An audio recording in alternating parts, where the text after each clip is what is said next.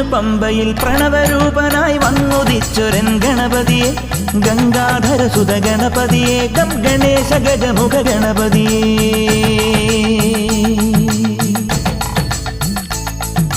പൊന്നു പമ്പയിൽ പ്രണവരൂപനായി വന്നുദിച്ചൊരൻ ഗണപതിയെ ഗംഗാധര സുത ഗണപതിയെ ഗം ഗണേശ ഗജമുഖ ഗണപതിയെ പമ്പാ ഗണപതി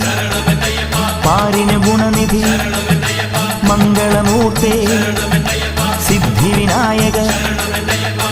ഇരുമുടിയോടെ ഞാൻ മല കയറുമ്പോൾ തുണയരു